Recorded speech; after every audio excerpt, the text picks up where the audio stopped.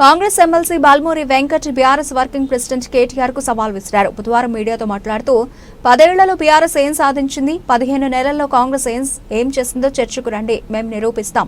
దళితుడిని CM చేస్తామని గతంలో మీ మేనిఫెస్టోలో చేర్చారు. దీనికి ఖర్చేమీ లేదు. కానీ మీరు అధికారంలో ఉన్నప్పుడు ఆ పని ఎందుకు చేయలేదని ప్రశ్నించారు. నిజంగా కేటీఆర్ గారికి నేను మీడియా ద్వారా సూటిగా ఒక సవాల్ విసదలుచుకున్నా.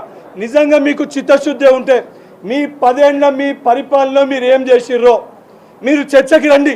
మా 15 నెలల పరిపాలనలో మా ప్రభుత్వం ఏం చేసిందో మేము చెప్తాం. మీరు ఈరోజు మా హామీలు మా గ్యారంటీల గురించి మాట్లాడుతున్నారు.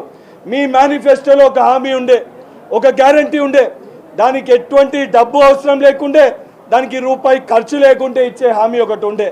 అది దళితుని ముఖ్యమంత్రి చేస్తా అని చెప్పి మీరు మాట్లాడారు. మీరు ఎందుకు చేయలేకపోయినరు? చేయకపోతే తల నరుక్కుంటాను నువ్వు మాట్లాడినావు. ముందు వాస్తవానికి తెలంగాణ రాష్ట్రంలో ఉన్న దళిత సోదరులకి దానిపైన సమాధానం చెప్పి దాని తర్వాత మీ తండ్రి గారు కానీ నువ్వు మాట్లాడాలని చెప్పి కేటీఆర్ గారికి సూచిస్తున్నా.